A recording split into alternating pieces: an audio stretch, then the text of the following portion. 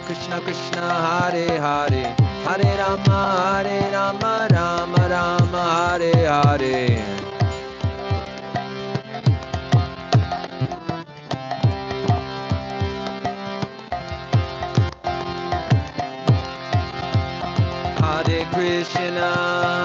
Hare Krishna Krishna Krishna Hare Hare Hare Rama Rama Rama Hare Hare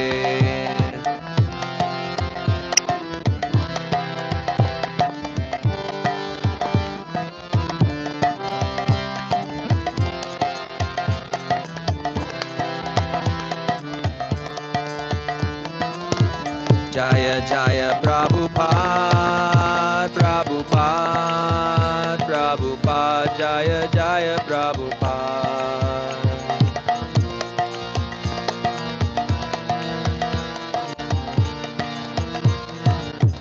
Jaya Jaya Prabhupada Prabhupada Prabhupada Jaya Jaya Prabhupada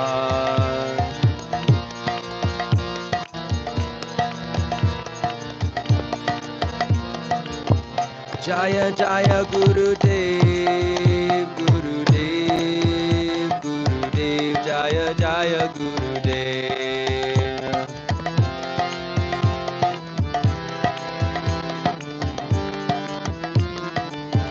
Jaya Jaya Gurudev Gurudev Gurudev Jaya Jaya Gurudev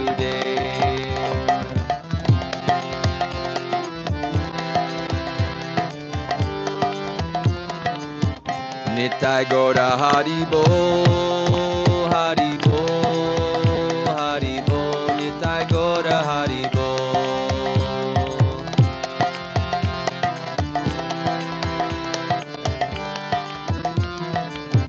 Nitai Gaura Haribo Haribo Haribo Nitai Gaura Haribo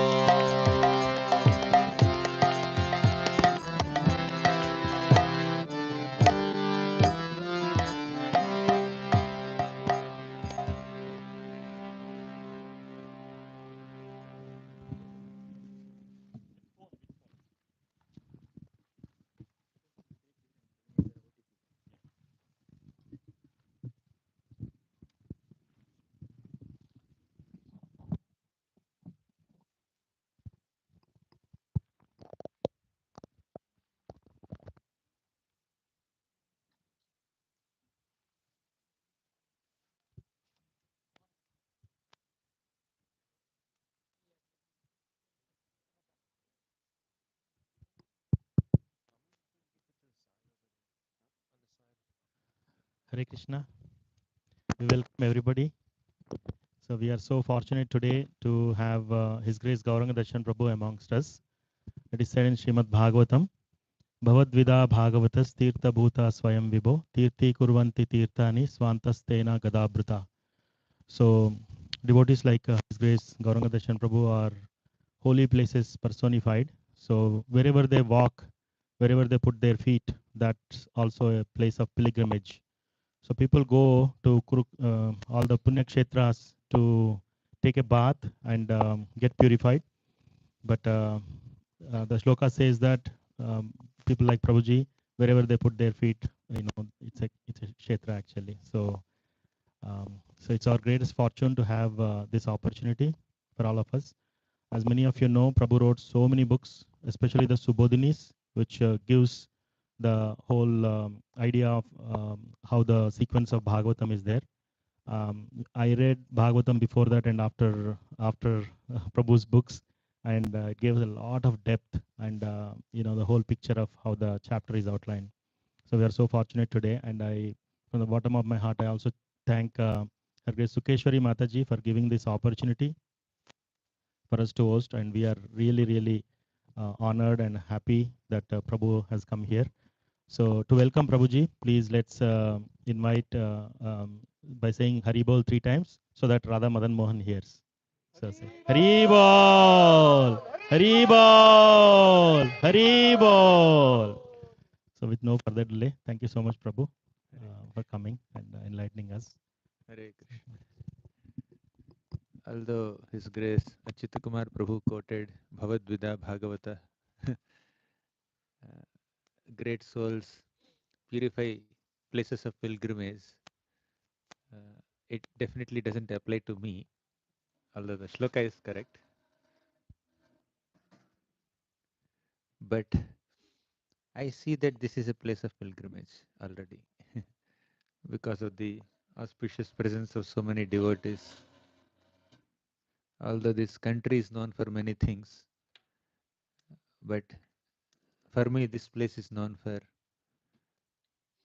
the presence of so many wonderful Vaishnavas, especially in this uh, country. ISV has a very special place in my heart because of the presence of so many devotees of multiple generations, very lovingly worshipping Radha Madan Mohan, and more than even that, very lovingly treating each other. There are very nice bondings and friendships amongst devotees here, and children are taken care of nicely. And especially His Grace Vaisheshika Prabhu is personally giving time to the younger generation, and those are very young and even in teens, they are very committed to the path of bhakti. So that's what makes this place very special. In fact, I feel very fortunate uh, to be here. I think third time. Okay, with this, let's start.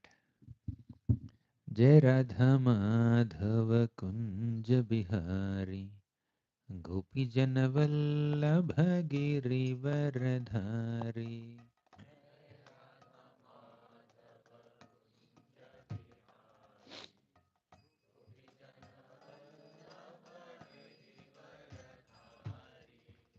Jai Radha Madhava Kunja Bihari Gopi Janavallabha Girivaradhari.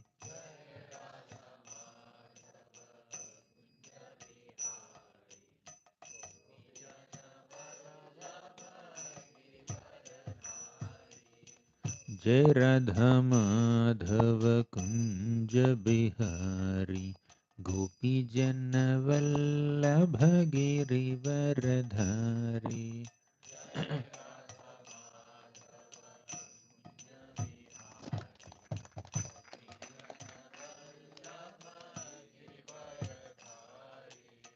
Yashodanandana Braja Janaranjana.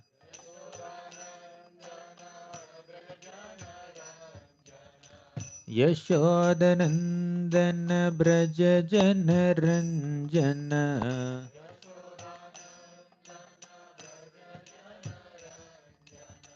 Yashodanandana Braja Janaranjana.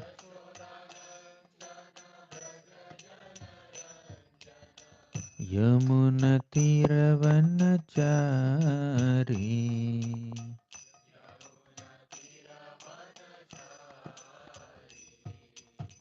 Yamunatiravanachari.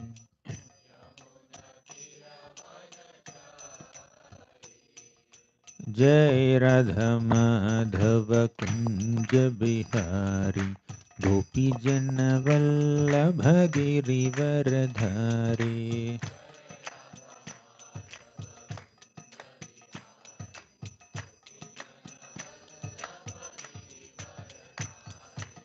Jai Radha Madhava Kunja Bihari Gopi Jana Vallabha Girivaradhari.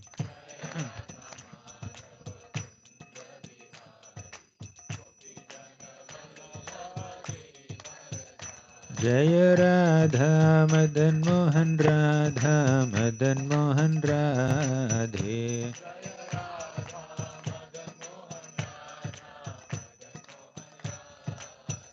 Jaya Jaya Prabhupada Prabhupada. Prabhupada Jaya Jaya Prabhupada.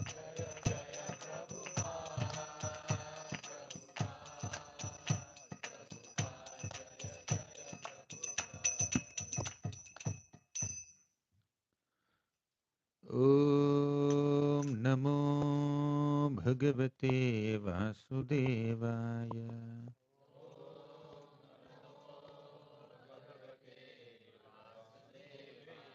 Om Namo Bhagavate Vasudevaya.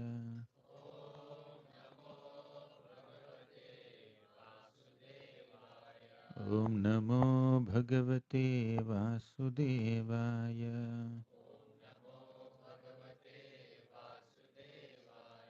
Om Ajnanatimirandhasya Gnananjanashalakaya Chakshuranvalitam Yena Tasmai Shri Gurave Namaha. Nama Om Vishnupadaya Krishna Presthaya Bhutale Shrimate Bhaktivedanta Swamin Iti Namine Namaste Saraswati Deve Gauravani Pracharine Nirvishesha Sunyavadi Paschatya Deshatarine जय श्री कृष्ण चैतन्य प्रभु नित्यानंद श्री अद्वैत गदाधर श्रीवासादि गौर भक्तवृंद हरे Krishna Krishna Krishna Hare Hare Hare Ram Ram Ram Hare Hare Hare Krishna My humble obeisances to all the devotees who gathered for the third session of Sri Chaitanya Sikshashtakam. Yesterday we discussed the third shloka of Sikshashtakam briefly. Tranadapi sunichena tarorapi sahishnuna amanina manadena kirtaniya sadaharihi. How many of you were there yesterday? Okay, maybe half of you. Online or offline, whatever. Can we have a quick recap for 2-3 minutes before we proceed to the fourth shloka? Yes, you can share your favorite takeaway or some point from yesterday's discussion. Whatever you remember. Yes, Prabhu. Hmm. Hmm.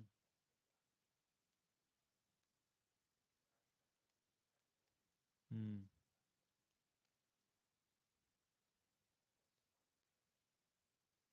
Yes, Trinada Pisunichana. We need to be humbler than a blade of grass. Okay, anything more?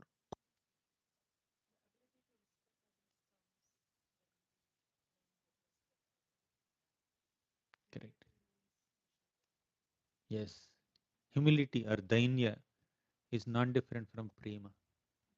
And those who are endowed with Krishna prema, they are most humble. Means those are very, very exalted and elevated in their consciousness and become completely Krishna conscious. They have the highest humility. Gopis of Vrindavan, especially Srimati Radharani. And the ability to respect everyone comes when we are especially blessed by Guru. And Sakala Sammana Karite Shakati Dehanatha Jata Jata. Guru is always ready to bless, but a disciple who is a recipient of the blessings will be able to respect everyone. Right? Guru's grace always comes, like sunshine always comes, but if we lock ourselves in the door, then we cannot see sunshine. Similarly, Guru is merciful. Guru's mercy oftentimes manifests in the form of instructions and services. But if a disciple withdraws himself or herself from following the instructions of Guru, then it's very difficult to receive that grace. Okay, any other points?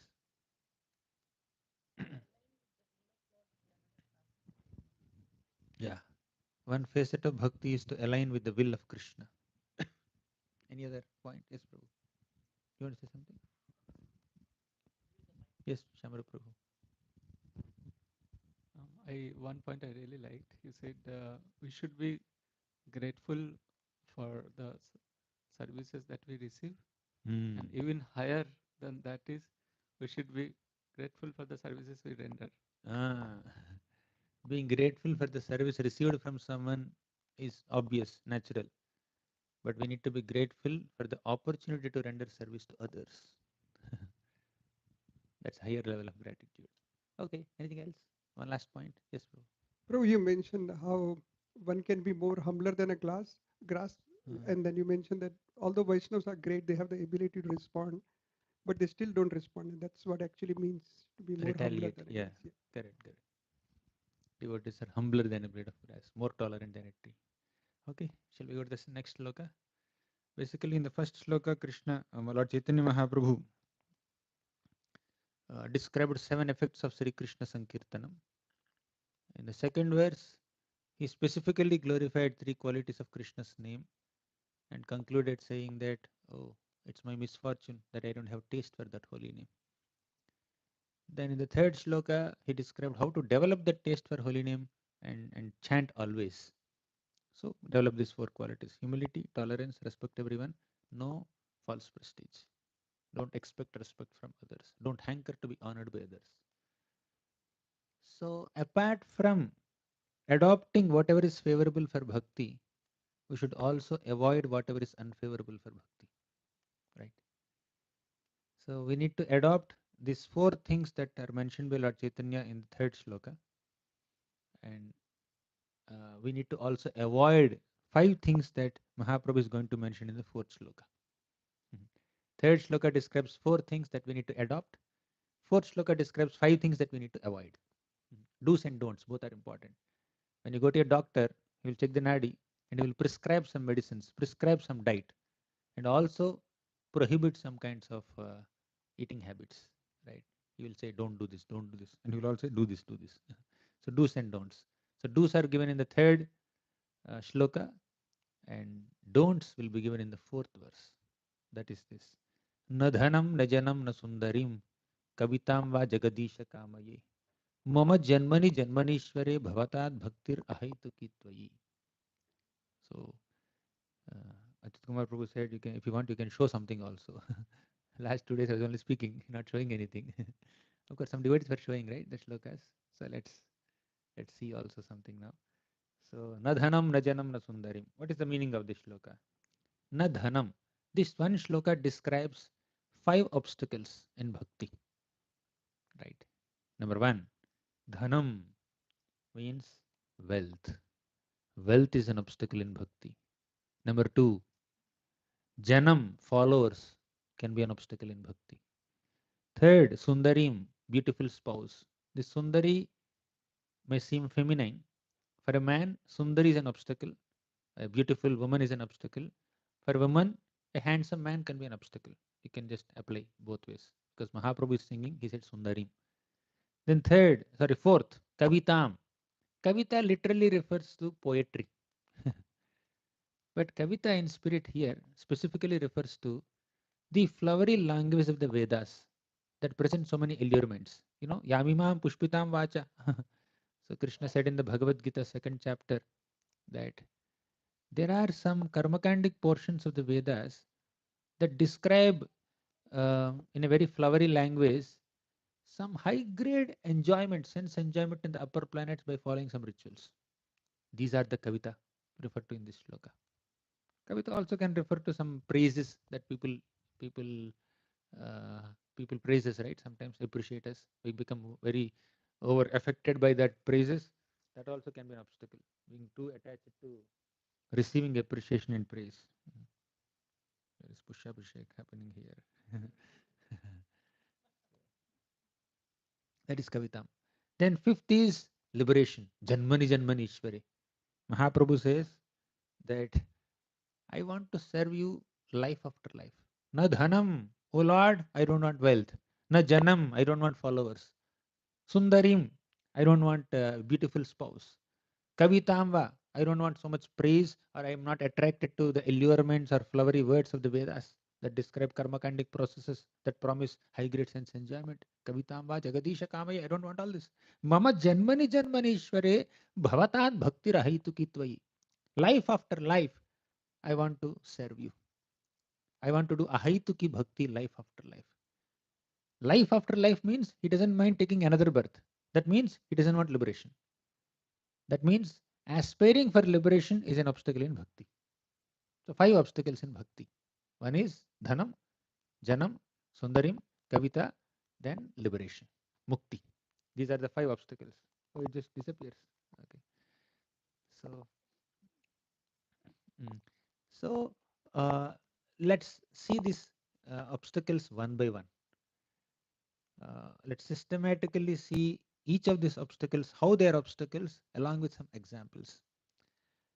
Uh, Basically, we advance in bhakti by anukulyasya sankalpam pratikulasya varjanam. There are 6 symptoms of sharanagati. First two are anukulyasya sankalpam, means adopting whatever is favorable for advancement in spiritual life, as described in the third shloka. Then second is pratikulyasya varjanam, avoiding things that are unfavorable to bhakti, that's described in this shloka. Right. Now the pure water, you can see this one little statement. The pure water in a lake is meant for drinking, right? And also nourishing some good plants. But if there are some poisonous plants or weeds or unnecessary trees growing on the shore of a pure water lake, these unnecessary plants will suck away all the water, right? Similarly, our consciousness is meant to be dedicated to Krishna. But and that consciousness, which is like water, should nourish the bhakti lata, the creeper of devotion.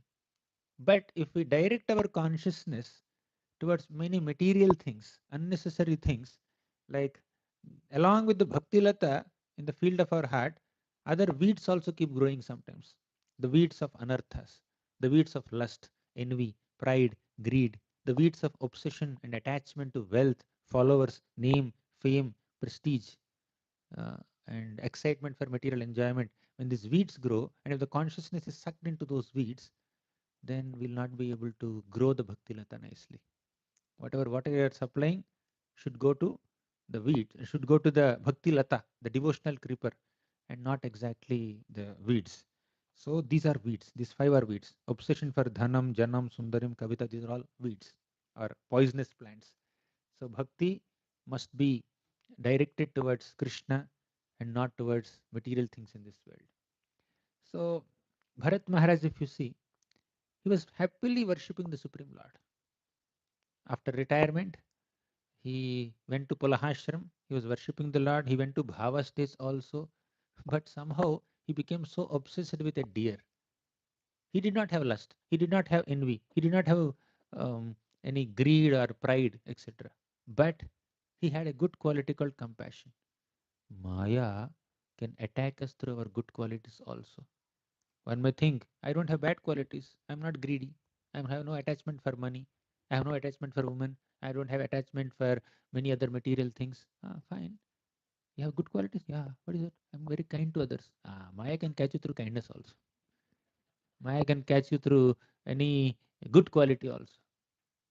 So Bharat Maharaj was compassionate upon the deer, but it took a lot of time for him to realize it is misplaced compassion. By the time he was already in the body of a deer.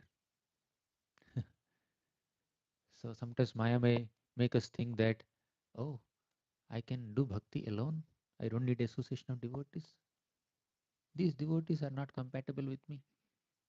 These devotees are creating so much austerity in my life. Of course, there is some incompatibility. You can maintain a respectful distance, but if you totally go away from devotee circles, spiritual association itself, sadhu sangha itself, then surviving in bhakti becomes a question mark, or existence as a devotee comes into question. So, distraction can come in any form. Some people may say, I want to chant extra rounds. Let me go and do Nirjan Bhajan. That could be uh, a trap also sometimes. Mm. Because of chanting too many rounds, one may even look down upon those people who may not be chanting some extra rounds. Because of reading too much of Bhagavatam, one may look down upon people who don't have sufficient understanding of Shastra. Because of doing too much of service, accomplishing so many things, these people don't do any seva only. So we may start demeaning others. Service is not the problem. Uh, Chanting extra rounds is not the problem. Reading Bhagavatam so much is not the problem. But when you look down upon people who may not be engaged in bhakti the way you are engaged in, and if your engagement in a specific limb of bhakti is inducing your false pride and not humility in you, then we are missing the point, right? We miss something. So our knowledge, our detachment, and our devotion and our seva should induce humility in us. We should think that although I am fallen in 100 different ways, Krishna is giving me an opportunity. Out of his compassion, he is giving me an opportunity to engage in this seva, to associate with these devotees. It's my fortune. Prabhupada, after writing so many books, at the end of Chaitanya Charitamrita translation, he said, I am not a great devotee and I am not a great scholar also. Somehow I am translating books because of the instruction of my spiritual master. Bhakti Vedanta Swami is saying, I don't have so much bhakti, I don't know Vedanta so much. Whatever credit is there in my translation work, all that credit should go to my Guru Bhakti Siddhanta Saraswati Thakur, and all credit goes to my disciples, American disciples who are helping me and assisting me in this translation work and publication work. He gave all credit to his Guru and his disciples. He did not take anything for himself. This humility is our aspiration. If by doing some uh, devotional service or getting absorbed in any specific limb of bhakti is making us feel so obsessed and proud, then then we are not advancing in bhakti. And our own bhakti, our own practice of bhakti is making us proud and distracting us from Krishna's lotus feet. Right? So bhakti is inducing some anartha in us because it is not done in proper consciousness. Right? So weeds are there. We need to avoid these weeds. And especially desire for this dhanam, janam, sundaram, it's very, very subtle. Sometimes desire for dhanam seems to be very gross. Fine, we can understand. Oh, you are too obsessed with money, so be little. We can realize it. That's a mistake. But desire for fame, prestige, followers, these are very subtle anarthas. So lust and anger are very gross anarthas, but parade and envy are very subtle anarthas. Sometimes we may overcome certain gross anarthas, or we can easily recognize some unwanted qualities in us which are very grossly visible in us, but we may not be able to even recognize some subtle anarthas, some unwanted qualities within us that are not so clearly seen.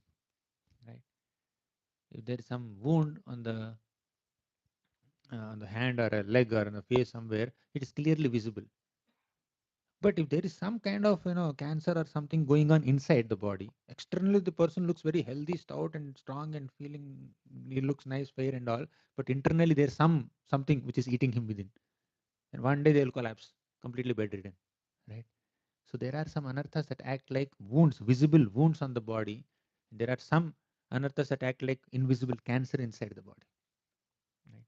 So we need to be careful of both gross and subtle anarthas. So especially one should not hanker for these four uh, privileges. If they're there, no problem.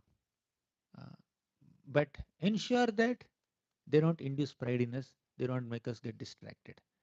Like Kunti Maharani says, Janmaishwarya Sruta Shribhir Edhamana Puman Naivarhatyabhidhatum Vai Tvama Kinchana Gocharam. Janma, high birth. Aishwarya, lot of opulence. Shruta, education. Shri, physical beauty. These four are considered great material qualifications. But if these four qualifications induce pride in us, mada in us, these four qualifications will become disqualifications in bhakti. Actually, wealth is not a disqualification. There are so many wealthy devotees. Beauty is not a disqualification. There are so many devotees who are very beautiful. Education is not a disqualification. There are so many people who are well read and scholarly. But if this beauty and wealth and other material qualities are inducing pride in us, then that becomes a disqualification, right? So that's why Nagapatnis are saying, you can also repeat after me. Nanaka prishtham nacha sarvabhaumam naparameshtham narasadhipatyam nayoga siddhir apunarbhavam va vanchanti yatpadarajah prapannaha. Nanaka prishtham. I don't want the enjoyment in the heavenly planets. Na sarvabhaumam, I don't want rulership of the earthly planet also. Na parameshtyam, I don't want the position of Brahma also. Na rasadhipatyam, I don't want sovereignty over the lower planets also. Na yoga siddhir, you want yoga siddhis? No, I don't want mystic powers. No, he is rejecting any exalted position in the upper planets. Svargalok. Maybe he wants Brahmaloka. I don't want Brahmaloka also. You want Bhuloka? I don't want Bhuloka also. You want Patal Loka? Lower planets? I don't want that also. Basically, in these two lines, they rejected any exalted position in all 14 planetary systems. Oh, you want Yoga Siddhi so that you can travel anywhere in all 14 planetary systems? No, I don't want Yoga Siddhis also. You want liberation? Na apunar bhavamba. I don't want liberation also. Na yoga siddhir apunar bhavamba. Then what do you want? I just want dust from your lotus feet. I just want to be engaged in your service forever. That is his, that is their aspiration. Vanchanti yat padarajaha prapannaha. I want to surrender to the dust of your lotus feet. So uh, this is the uh, real wealth of a devotee. Love towards Krishna's lotus feet. Now let's begin with the first obstacle systematically. First, nadhanam. I don't want any dhanam, money, right? So if you remember in the Damodar Leela, there's one flashback. How these Yamalarjuna trees became Yamalarjuna trees. They were actually Nalakavara and Manigriva, the sons of Kuvera, who is the wealthiest person, who is the treasurer of even Devatas also, very wealthy. Their sons, Kuvera's sons, Nalakavara and Manigriva, they were bathing naked with some women in Mandakini Ganga. And even when a great sadhu like Naradamani came there, they did not have the minimum etiquette or common sense or culture to cover their bodies. They were so intoxicated, they were drinking wine and they were just standing there without any clothes and thinking that why Naradamani came here? This is our swimming pool. That's Mandakini Ganga, not your swimming pool. But they were thinking like that. So Naradamani became extremely compassionate upon them and he cursed them to become trees. How can curse be compassion? Yes, Nardamani was not offended. It's not that Nardamani was not following Tranadapi Sunichena, Tarorapi Sahishnuna, Amanina, Manadena. The shloka says you should not expect respect from anyone else. Was Nardamani expecting respect? Was Nardamani was hankering to be honored by Nalakar and Manigriva? Not at all. He cursed them not because he was offended by their misbehavior. He cursed them for their own benefit. They are standing there like trees without any clothes. Let them become trees so that they will understand what they what mistake they have done. So Naradamani made them trees in Nanda Maharaja's courtyard, not in some desert, not in some forest.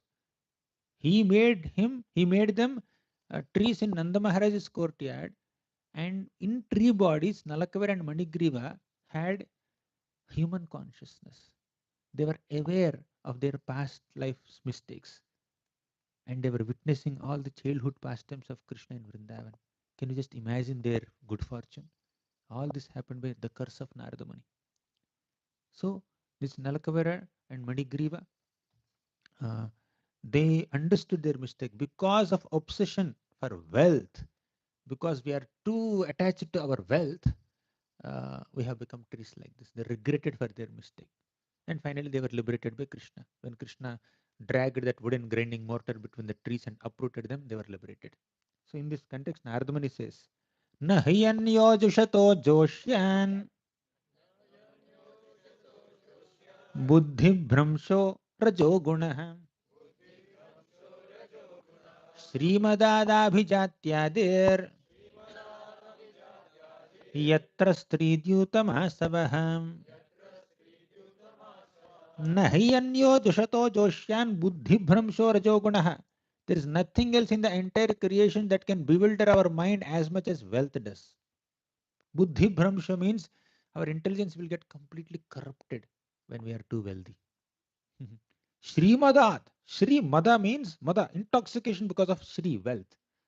So when we are too intoxicated because of our wealth, that can degrade our minds more than anything else. Shri Madat Abhijatyadir Yatra Strijutam Asavaha means if somebody is very wealthy, even if he is not so beautiful, he can still enjoy and attract the attention of opposite gender also because they come for wealth, not for beauty. Although he is not very educated, He can appoint educated people by throwing money, right? Although he's not born in a very high grade or like very aristocratic family, still he can have all privileges enjoyed by aristocratic families because he has wealth. So wealth can degrade any person in any way. So wealth is very. We have to be very very careful not to be obsessed with wealth. Once there was a great Brahmana, Avanti Brahmana. He had so much of wealth, but along with that he was very miserly also. Because of his miserly nature, all his relatives left, and all his family members were frustrated with him. Even the devatas also got frustrated with him because he doesn't do any worship or offerings. So this Avanti Brahmana eventually lost all his wealth. Then everybody abandoned him anyways. Then he realized, because of wealth, because of my miserly nature, I could not take shelter of the Lord. When all the wealth is taken away from him, he took shelter of the Lord. Bali Maharaj was very wealthy. So he was little proud of his charitable disposition. Krishna took away all the wealth and made Bali Maharaj very humble. Because he was proud of his prosperity, Krishna took away his wealth and made him humble. And in contrast to this example, Sudama, Brahmana, he was proud of his poverty. He was proud of his detachment. I am so detached. He was proud of his detachment, and Krishna gave him prosperity and made him humble. Basically, Krishna wants humility. If poverty makes you humble, Krishna will give you poverty. If prosperity makes you humble, Krishna will make you prosperity. If defaming you will make you Krishna humble, will make you humble, Krishna will defame us. But if bringing us to limelight makes us humble, then Krishna will do that also. Okay, he is in the background, but he's very, very proud, thinking that he's very humble. He is thinking that I am always in the background, but these people are always fighting for limelight. Okay, and he keeps commenting on them. "अरे इतना पढ़े लिखे लोग हैं, you give big lectures, you don't know how to cut sabji," because he's taking pride in cutting sabji. One devotee did like this actually. He is the kitchen in charge. He was cutting sabji, and some volunteers from big colleges like B.Tech, M.Tech students came there to cut sabji, and they were not cutting properly. And this cook is chastising them every 5 minutes. What the use? You are so well read. You are studying in big colleges. You don't know how to cut a brinjal. You don't know how to cut a tomato. You don't know how to cut paneer. You know only who eat to eat. You can't cook. He's just humbling them so much. Then one senior devotee noticed it. Oh, really? You are humbling them because they don't know cutting sabji. They're only giving presentations and reading big books. So he was scheduled for a Bhagavatam class. So this Prabhu, next week is your Bhagavatam class. He said, I never give a class. There is always a first time you can give now. You have 1 week, you can prepare. And this devotee, 1 week, he was totally conscious of giving class only. He was going to Veda base, copy pasting so much material, and asking anybody and everybody whom he met, what should I speak, what should I speak? Give me some points, give me some jokes, give me some material, give me some acronyms, right? He started gathering content for 1 full week and made some 20-30 pages of notes there and sat on the Vyasasan, and he finished the class in 15-20 minutes and said, never schedule me for a Bhagavatam class. Every service has its own difficulty, and different devotees are meant to do different services. Sometimes, although somebody is in the background, somebody may become very proud of being in the background. Somebody who is in limelight may be proud of being in the limelight. Somebody in the background may be proud of being in the background. Somebody who is very wealthy can be proud. Somebody who is very poverty stricken also can be proud. Maya can make us proud of anything. Maya can make us proud of nothing also. Right? That is Maya's power. So we have to be very, very careful. So, anyways, wealth is a important obstacle, but wealth is not necessarily an obstacle if we have the right consciousness. If you know how to utilize wealth in Krishna's service, wealth is not an obstacle. So there are so many devotees like Ambrish Maharaj, Prithu Maharaj, then Parikshit Maharaj, Yudhishthir Maharaj. They were the rulers of big countries or planets. Some of them were the rulers of entire Bhumandala, but still they were never intoxicated by their wealth. When the right time came, they have transferred the responsibility of ruling the kingdom to a capable successor, and they retired. They went into the forest to live a simple life. Right? This is the nature of humble devotees. They have wealth, but they are not proud of their wealth. They may have talents, they're not proud of their talents. Having wealth is not the problem at all, but being proud of wealth, being intoxicated due to that wealth is the problem. Right? So then second most intoxicating factor is janam. Right? Janam means followers. Too many followers. So are the followers wrong? Now who has followers generally? Sannyasis and brahmacharis are renounced. They don't have family. They don't have followers, right? Generally speaking. But let's go organically. Bhagavatam says, Deha kalatradishu atma sainyesva asatsvapi tesham pramatto nidhanam pashyan napi na pashyati. Dehapatya kalatradishu. Deha means body. Uh, Apatya kalatradishu means wife and children. So these are different members in a family. The head of a family is followed by the family members. They are the default followers. So Atma Sainyeshu, Asatsvapi, although they are temporary followers, temporary associates, the conditioned soul thinks that Atma Sainyeshu, this is my Sena. These are my followers. They think like that. Although they don't follow, he considers them followers many times. So grahasthas by default have some followers.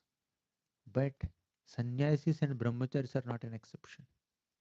Even they also can have followers. One may think that they're alone. They're living like sages. They're wearing saffron.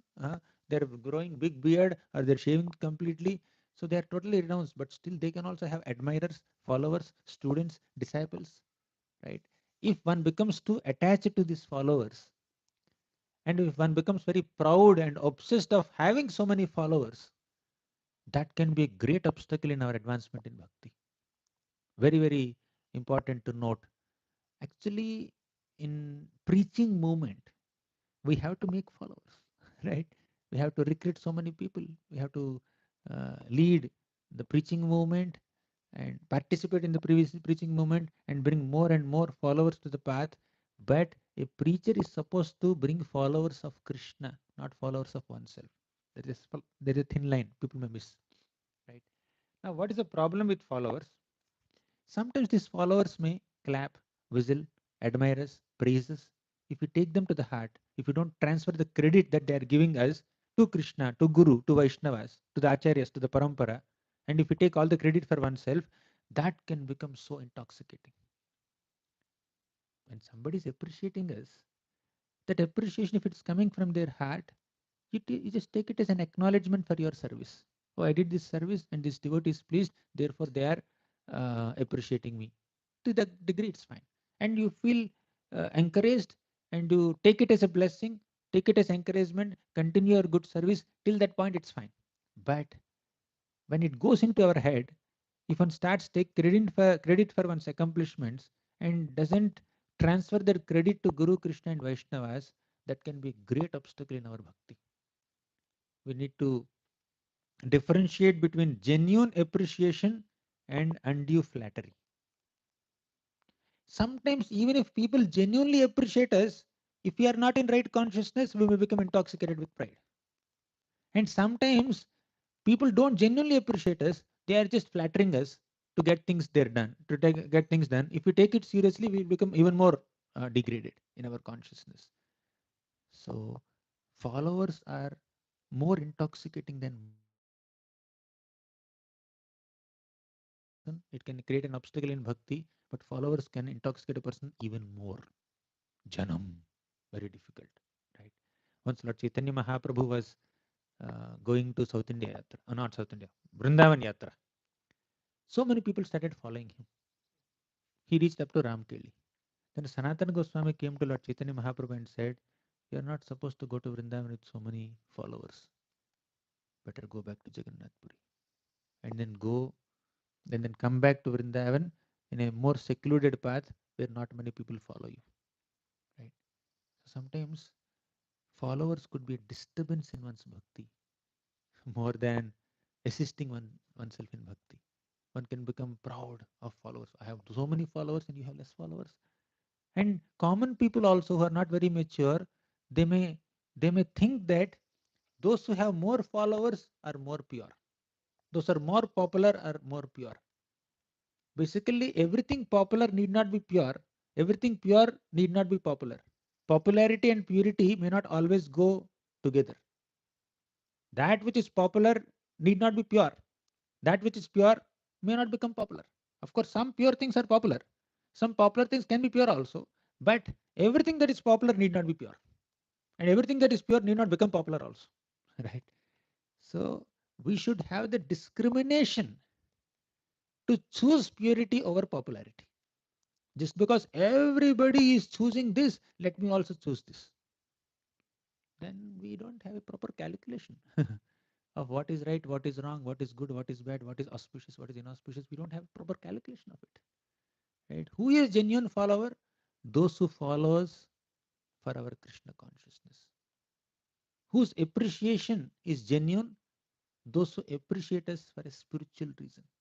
Some people may like us because, say, you are very talented, you're a good Mridanga player, you're a good speaker, you're a good singer, you're a good manager, you're very resourceful. So people may like us for our resourcefulness, for our Kshatriya quality, or for our Brahmana quality, or for our Vaishya quality, or whatever quality, for some talents or skills or external resources, people may like us. But if people are liking us for our love for Krishna, that is real love. Right? When somebody is following you because you are following Krishna, then that is real followership. But when someone is following us because they belong to the same geographical location you are coming from, ye Andhra wala, maybe Andhra wala. I will follow only Andhra walas. Huh? I will follow only Marathi people, or I follow only Delhi people. uh, Means there is some kind of bodily conception in following. Sometimes people follow us uh, for our skills or talents. My spiritual master says, if you speak very eloquently, if your voice is very sweet, if your speech is very attractive, you can impress people's ears, right? Oh, he speaks so nicely. But if you speak very logically, philosophically, people's intelligence is impressed. Oh, very, very logically he speaks. But if you speak from heart, that will touch the hearts of people. We are not here to impress people's intellect only. We are not here to impress people's ears only. So when we speak from heart, it will touch the hearts of people. And what is there in what is supposed to be there in our heart? Krishna. Right? Who is there in our heart by default? Krishna is there. Right? So you develop some love for Krishna, some genuine appreciation for Srimad Bhagavatam, and speak from that space, that sacred space of your own love for Krishna, and that will induce love for Krishna in other people who are hearing you. And that followership is the real followership. Those who follow us for our following of Krishna. Oh, let me follow this person because he's following Krishna's teachings, then that is real followership. But if somebody is following a person for their eloquence, for their external qualities, charisma, then that is not real following. So a preacher who is expanding Krishna consciousness should make followers of Krishna, not followers of oneself. When you're worshipping the deities, I often give this example. You're worshipping the deities. You're doing Abhishek Seva. You're taking scented oil and then smearing that scented oil on the beautiful body of the Lord. Some scented oil touches your fingers also, right? Because you're applying scented oil, fragrant oil on the Lord's body as a part of your worship, some fragrant oil will touch your fingers also. But the main purpose is not to smear fragrant oil on your hands. Your main purpose, your duty is to apply this oil on the Lord's body, not on your hand. If it touches your hand, of course, you have to do it. I mean, without touching that oil, we cannot apply only, right? Therefore, it can touch. Similarly, when you're trying to spread Krishna's glories, when you're trying to spread Krishna's fame, you may also become famous sometimes. Because you're speaking about Krishna, because Krishna is all famous, and you want to make him even more famous by spreading his glories, or you want to spread his fame and name and pastimes and Nama, Rupa, Guna, Leela amongst masses who are not aware of it, then some attention will come to us also. but we should not be obsessed with that attention, right? We are here to bring people's attention towards Krishna. While doing so, some attention may come to us. But if we become very attached to that attention that is coming to us, and we become inattentive in our service to Krishna, then that followership is a distraction. That preaching is a distraction. That project is a distraction. That service is a distraction. Whether it is a service or your speaking effort or singing effort or whatever it is, if it is directing people's attention towards Krishna, it's worth doing it.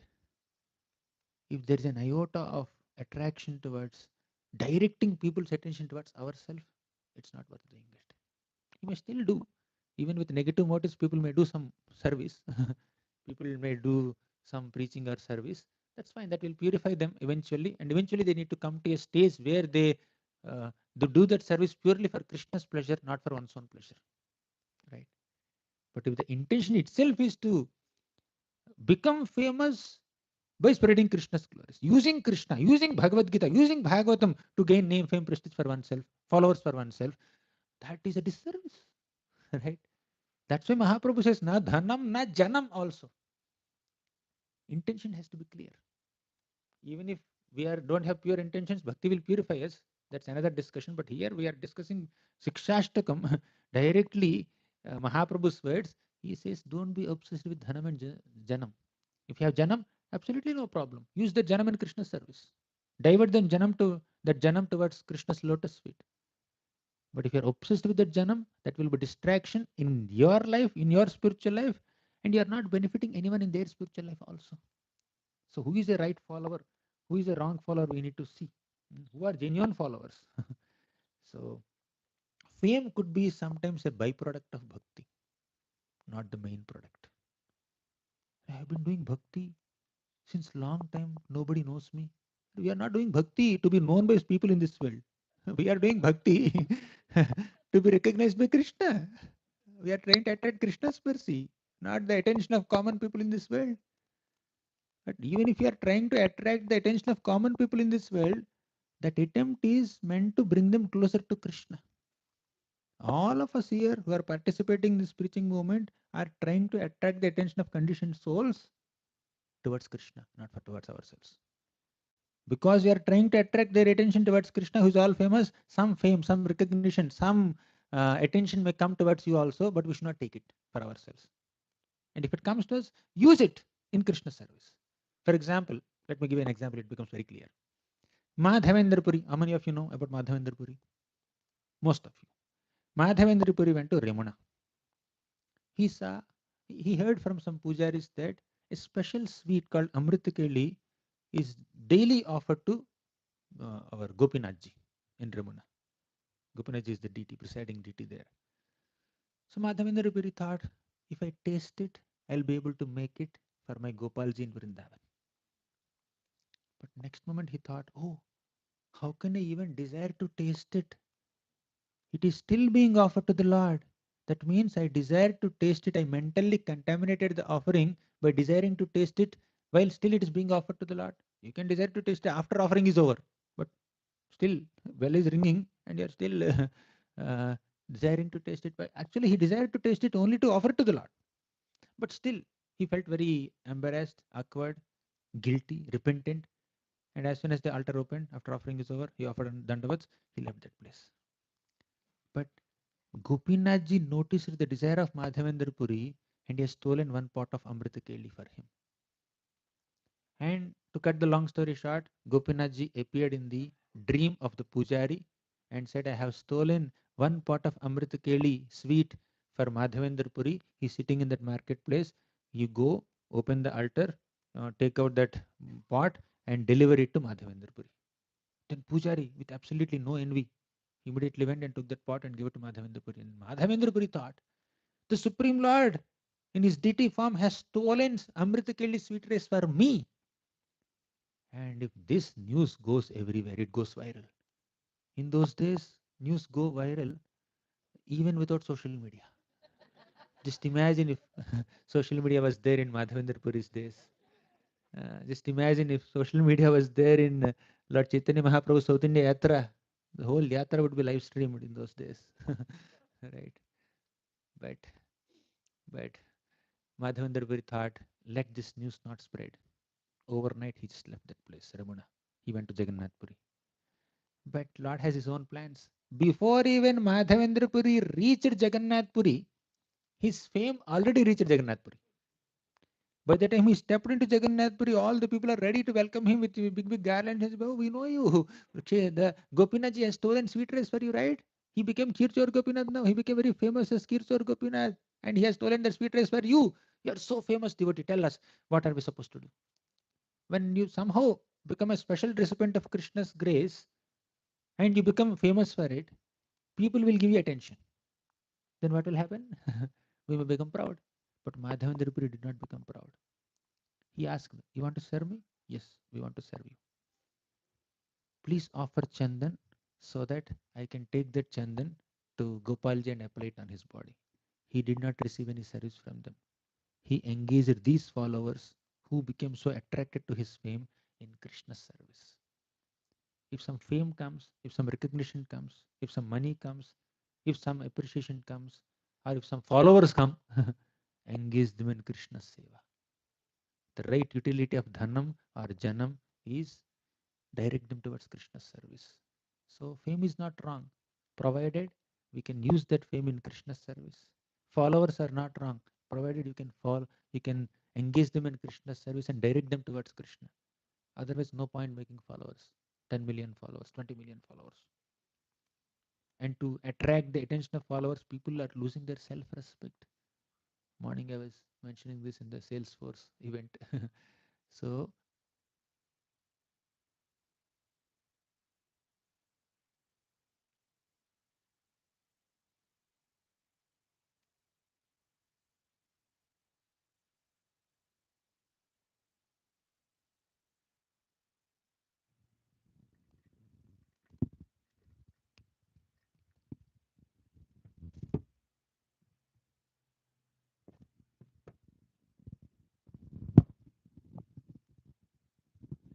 Hare Krishna. Yeah. Sometimes just to attract the attention of common people, uh, people may even lose their ethics and values and morals and principles and even basic self-respect also. Just to receive respect from others, not respect, just to receive attention from others, people would like to become famous even in wrong ways, inappropriate ways also. That's the modern social media days, right? But the real utility of fame or followers is to use them in Krishna's seva. Make those people as followers of Krishna, not followers of oneself. It's a great obstacle.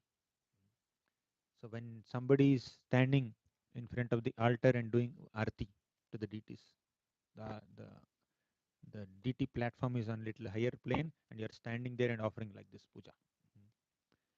Now you are also visible. There are big deities there, 3 or 4 or 5 deities there, and you are standing right next to the deities and offering puja, and 1,000 people are sitting there and taking darshan. They are seeing the Lord, but somehow the pujari thinks they are seeing me, right? So that some attention may fall on the pujari also. If the pujari feels proud of getting that privilege of offering that arti or standing next to the Lord in front of everybody, then the whole purpose of doing that service is defeated.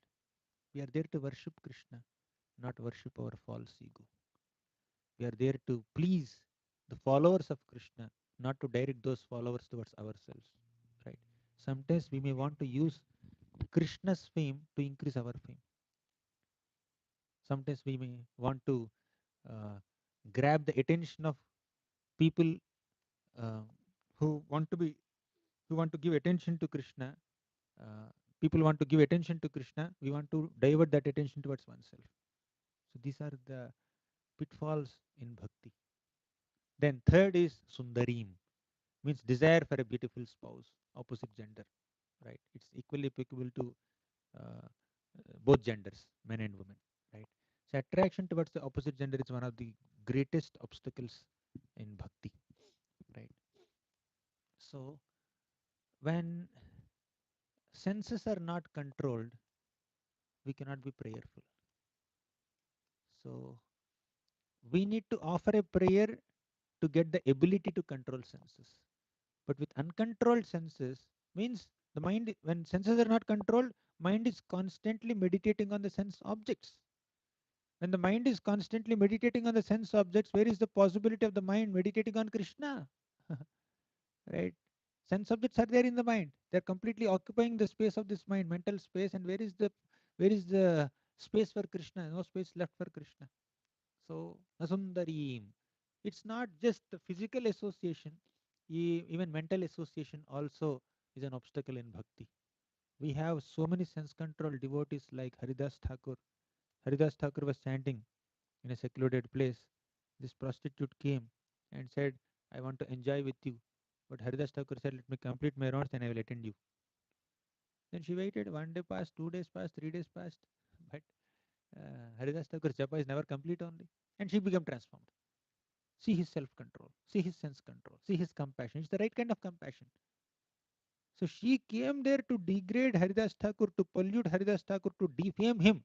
He's a pure Vaishnava, but she wanted to give an impression to common people that he's not even following four regulative principles.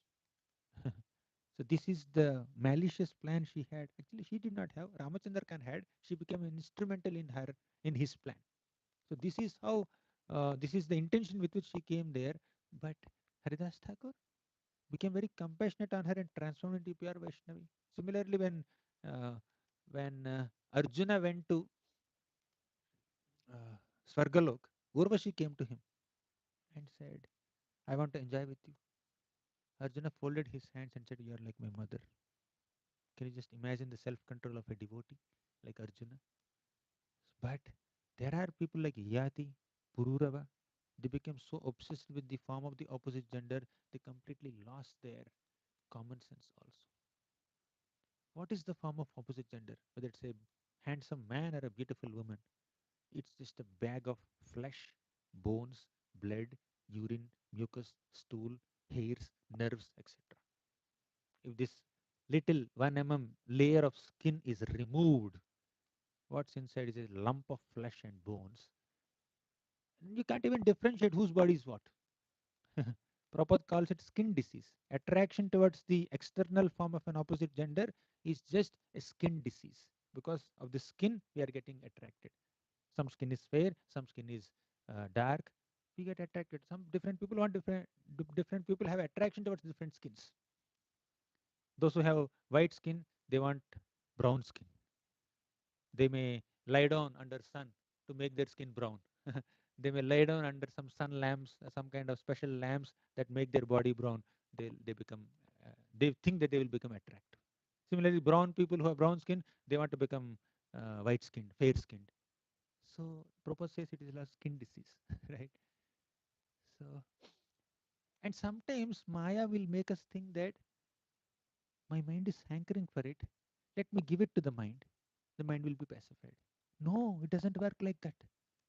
The more we indulge in sense gratification, means the more we supply fuel to fire, the fire will not get extinguished. Fire will burn even more. That's the nature of fire.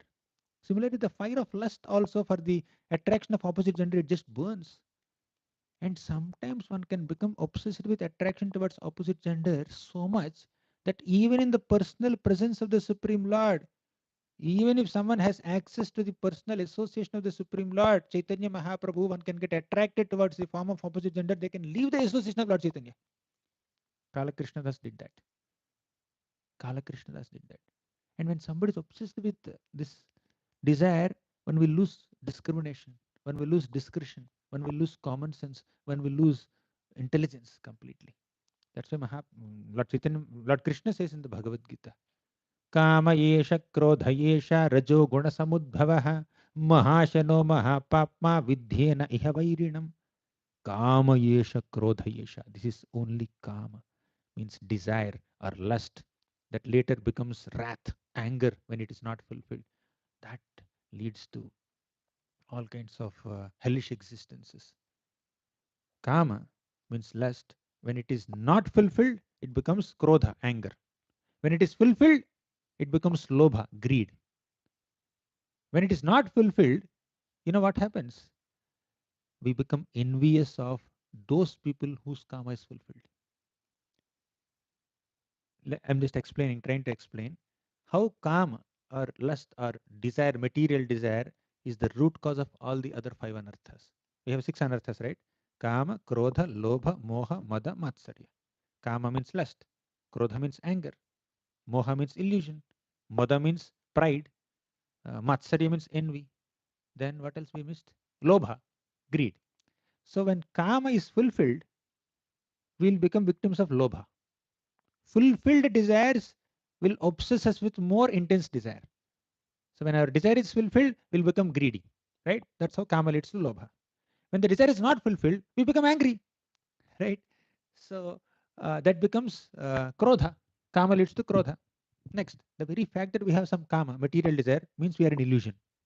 So Kama and Moha are connected to each other. Clear? Now, let's try to compare the Kama of two people. This person's Kama is fulfilled, this person's Kama is not fulfilled. Then this man becomes envy. Sorry, this person's karma is not fulfilled. This person's karma is fulfilled. Then this man becomes envious of this man. That's how karma leads to uh, matsarya, envy.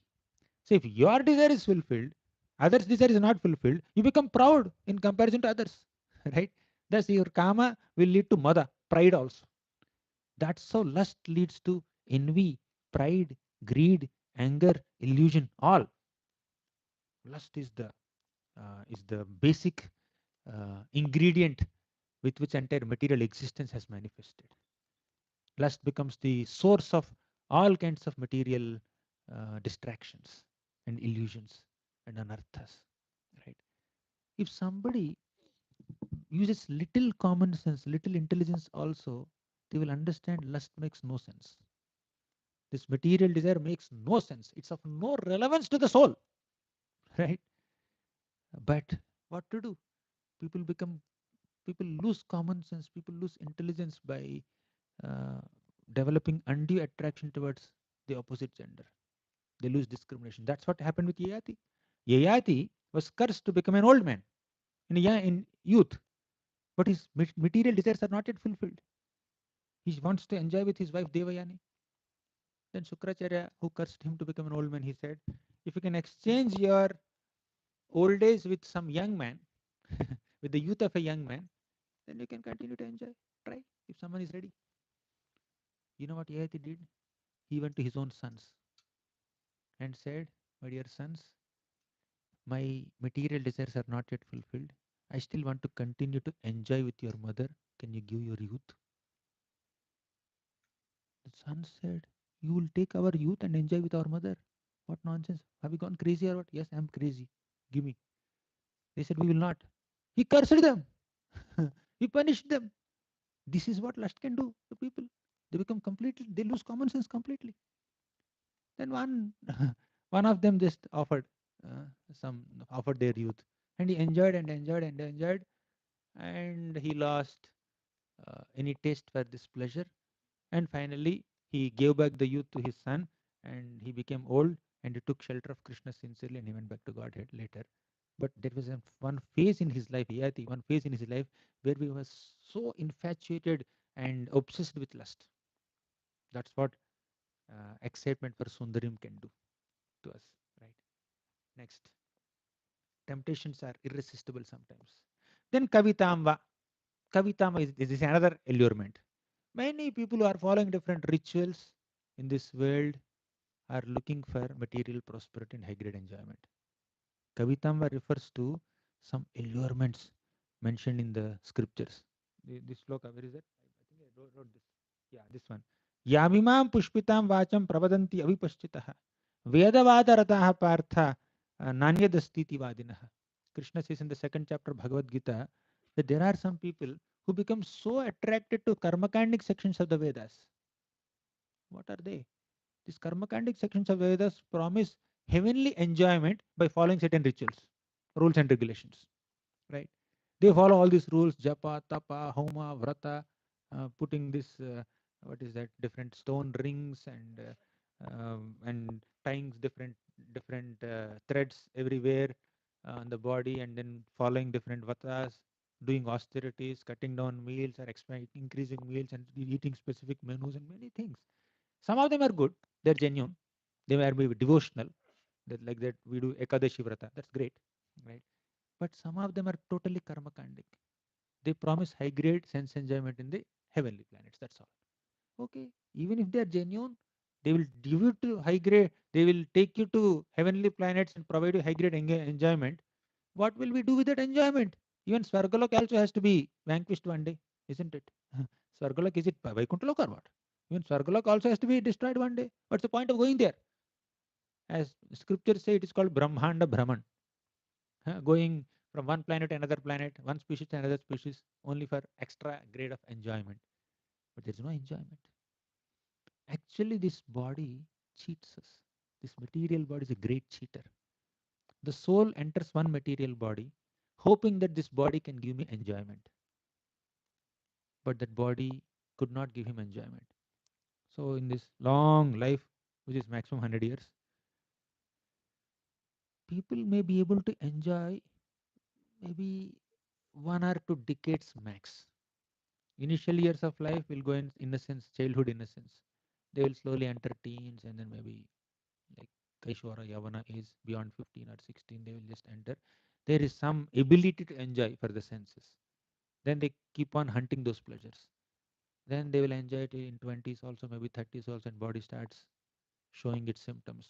Beyond 35, nowadays, people's ability to enjoy, ability to even digest food also is very less now. At 30, 35, only people are having indigestion problems. Serious indigestion problems, ulcers, gastric, right? So, although there is appetite to enjoy, but the ability to enjoy is very limited. That's what body is. Then they think, I want a better body now. They will enter another body. Material nature promises another body. These conditions will enter that body. There again they will have the same problem. That body also will not promise will promise enjoyment, but will not fulfill the desire for enjoyment. So kshut parito yatha dina saramayam graham graham. In the in the fourth canto of Srimad Bhagavatam, Narada Muni speaks to Prachana Barhi. He says, just like a hungry stray dog goes from one place to another place, one home to another home, obsessed with a desire to um, to get some food. Some places it may get some food. Some places it will get a stick. Dandam odanam eva. Dandam. Some place dandam is not this dandam in Telugu. This danda refers to a stick, right? So dandam odanam eva means some some householder who is merciful may offer a morsel of food to this dog, but some householder will say chai chai, get lost from here, go away from our place. We cannot entertain you. The stray dog has to search for that food somewhere else. So this is the nature of conditioned soul. It's like a dog goes from one door to another door searching for food. Conditioned soul is going from one body to another body searching for enjoyment, not getting, right? So त्रैगुण्य विषया वेदा निस्त्रैगुण्यो भवार्जुन निर्द्वंद्वो नित्य सत्वस्थो निर्योगक्षेम आत्मवान. So many Vedas, Vedic statements are on the level of Traigunya, three gunas. But we are supposed to become Nistraigunya. We have to transcend the material modes. Don't be obsessed with the promises of enjoyment, even mentioned in the Vedas also. Krishna says, keep beside Vedas also. Vedaischa sarvair ahameva vedyo vedanta kridveda videva chaham. By studying all the Vedas, I am to be known. By studying all the Vedas, you are not knowing Krishna, you are not surrendering to Krishna, you want to go to heaven. Is that the purpose of Vedas? Then if you are getting excited with those statements in the scriptures that promises heavenly enjoyment, don't take those statements seriously. Ignore them. Everything meant in the Shastra is not meant for our ultimate spiritual upliftment. Please understand this. There is essence and there is analysis, right? There is a lot of analysis going on in Shastra, and there are a lot of false promises given in Shastra also. They may be true promises, but they are not truly beneficial promises. Promise is true. You pay $100, you will get this product. That till that point it's correct. But whether that product will satisfy or not, we don't know. Right? It will not satisfy us. Why? Because we are spirit souls. We are looking for some spiritual pleasure. How can anything material satisfy us? Therefore, any material enjoyment promised in the scriptures, Vedas also should not excite us. We should be able to reject it. That is the kavitam here. Then liberation. This is another biggest trap. I want liberation. I want liberation. I want brahmaikyam. I want sayujya mukti. I want to lose my existence. I don't want any name or fame or form or a relationship. That's what people think as ultimate destination, right? Nirakar, nirvisesha. I will enter Brahman. So what is there in the spiritual realm? No name, no form, no relation, no activity. I want to go to that zone of nothingness. Right? That's another obsession. We will not elaborate so much on it. So, but a devotee is not like that. Mama janmani janmanishware bhavatat bhakti rahituki tvayi. I don't mind taking one more birth, no problem. But I want ahituki bhakti. Ahituki bhakti means unmotivated, uninterrupted devotional service I want. Mm. Here, Parikshit Maharaj says, Punascha bhuyat bhagavatyanante ratihi prasangascha tadashrayeshu महत्सु याम याम उपयामि सृष्टिम मैत्र्यस्तु सर्वत्र नमो द्विजेभ्यः.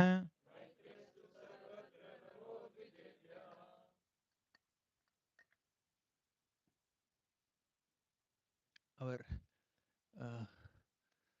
Parikshit Maharaj says, Punascha bhuyat bhagavatyanante ratihi. Even if I have to take birth again in this world after my death, no problem.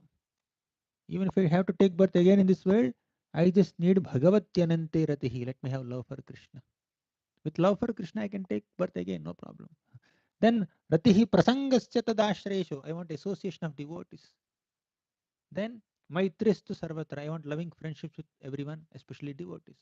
So he wants this. He doesn't mind taking one more birth. So taking one more birth is not a problem for a devotee. Devotee is not obsessed with a desire for liberation. Bhukti, mukti, siddhi kami sakali ashanta.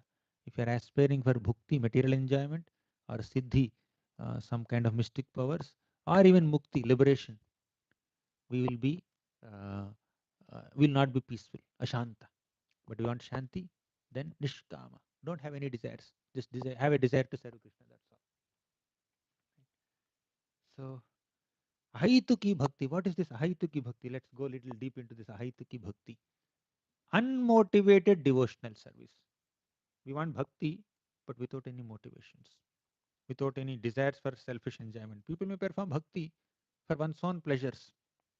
I think we discussed here only yesterday, the day before yesterday, 4 types of bhakti. Tamasic bhakti, Rajasic bhakti, Sattvic bhakti, Nirguna bhakti. Mahaprabhu says Nirguna bhakti we want, Ahituki bhakti. There are two characteristics of bhakti, primary and secondary. Tatastha Lakshan and Swarupa Lakshan. How does it go? This one. See there. Tatastha Lakshan and Swarupa Lakshan. So, Swarupa Lakshan means the intrinsic primary characteristic of bhakti, which is its very essence. What is that primary characteristic of bhakti? I have a desire only to serve Krishna and nothing else. That is the primary characteristic of bhakti.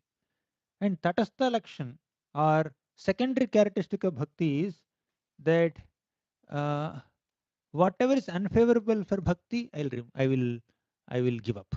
Right? Avoiding unfavorable things in bhakti is secondary, but adopting favorable things in bhakti is primary. Right? Having a sincere, pure, selfless intention in our service to Krishna is primary, and avoiding this malice and envy and obsession and desire for enjoyment, that is secondary. So these are two characteristics. So Mahaprabhu in this shloka, he avoided 5 things. He said, please avoid 5 things. What are they? Dhanam, Janam, Sundari, Kavita, and desire for liberation. And he recommended that ahituki bhakti. I want ahituki bhakti. I want a selfless spirit in performing bhakti unto the Lord. Right? Sanyabhilashita sunyam jnana karmadi anavartam. So satisfaction is available only in 2 ways. The true way of satisfaction. So that the 2 ways of satisfaction are performing your bhakti without any material motives. Second, performing your bhakti with consistency. Please repeat this. Savai pumsam paro dharmo yeto bhaktiradhokshaje ahaituki apratihata yayatma suprasidati. Savai pumsam paro dharmo. The supreme dharma of every living entity is that which gives us bhakti. And that bhakti has to be performed in ahaituki mode, without any motivations, apratihata mode, without any interruptions or inconsistencies. Then yayatma suprasidati, then our heart is completely satisfied. So at that level, you know what happens to a devotee? Madguna shruti matrena mai sarva guhashaye manogati ravichinna yatha gangam bhasombhudau. A river flows towards the ocean, although there are so many obstacles in the form of cities and valleys and trees and and villages and mountains and hills. Still, river makes its way towards the ocean. Similarly, a devotee also, his mind runs towards Krishna, although there are so many obstacles and distractions. Right. So that's why he says, our Prahlad Maharaj says, Manye dhanabhijana rupa tapashrutojah तेजः प्रभावबलपौरुषबुद्धियोगाः नाराधनाय हि भवन्ति परस्य पुंसो भक्त्या तुतोष भगवान् गजयूथपाय. Dhana, wealth, abhijana, followers, something that Mahaprabhu also said in this shloka. Dhana, abhijana, tapa, shruta, oja, teja, prabhava, bala, paurusha, buddhi, yoga. These 1 dozen qualifications are neither qualifications nor disqualifications in bhakti. Bhaktya tutosha Bhagavan Gajayuthapaya. The Lord is pleased only with bhakti and nothing else. I hope the session is not getting too heavy. Shloka is like that. He told me to speak Sixastakam. What should I do? Naham vande tava charanayor hetu kumbhipakam gurumapi hare narakam napanetum ramya rama mrudutanulata nandane pirantum bhave bhave hridaya bhavane bhavayeyam bhavantam. Mukundamala Stotra. Kulashekar Alvar says, Naham vande tava charanayor dvandva hetu. O Lord, Tava Charanayor, I just offer obeisances unto your divine lotus feet. Dvandvam Advandva Hetuhu. I am offering obeisances to you. I am performing bhakti unto you, not with a desire to be relieved from this material existence. Means I have no desire for liberation. He says, I have no desire for liberation. Dvandvam Advandva Hetu. Kumbhipakam Gurumapi Hare Narakam Napanetum. Are you trying to avoid hell? No, I am not interested in hell. I don't mind entering hell if at all you want me to go to hell. So I am not worshipping you to avoid hell or to avoid or to the desire for liberation. Oh, you want to be an earthly planet? You want to be an earthly planet and enjoy the association of opposite gender? He says, no, not at all. Ramya Rama Mrudutanulata Nandanena Pirantum. Ramya Rama Mrudutanulata means those who are very beautiful women, right? Very deep description is given. I don't want that. Their association also. Bhave Bhave Hridaya Bhavane Bhavayeyam Bhavantam. All I want is in my Hridaya Bhavana, in the palace of my heart, let there be sincere emotion for you, sincere devotion for you. Bhave Bhave Hridaya Bhavane Bhavayeyam Bhavantam. He just wants devotion unto Krishna. He doesn't want anything else, including liberation. What to speak of association of opposite gender or avoiding hell, this and that. No, I want I want love for you. So this is the prayer. Nashta dharme navasu nichaye naiva kamopabhoge yadbhavyam tadbhavatu bhagavan purva karmanu rupam. You want to recite? Nashta dharme navasu nichaye naiva kamopabhoge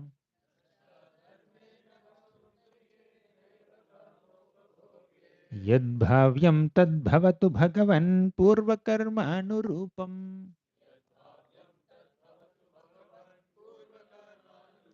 एतत् प्रार्थ्यं मम बहुमतं जन्म जन्मान्तरेऽपि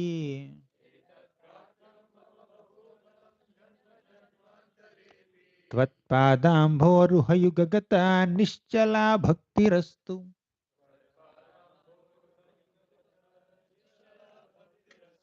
In this shloka also, Kalashakara was saying the same thing.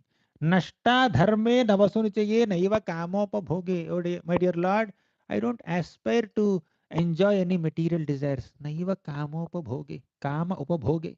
I don't want to enjoy my material desires. Yad bhavyam tad bhavatu bhagavan purva karma anurupam. Whatever I am destined to attain, whatever I deserve to enjoy, let it come according to purva karma anurupam, according to the results of my past deeds. Let me enjoy or suffer.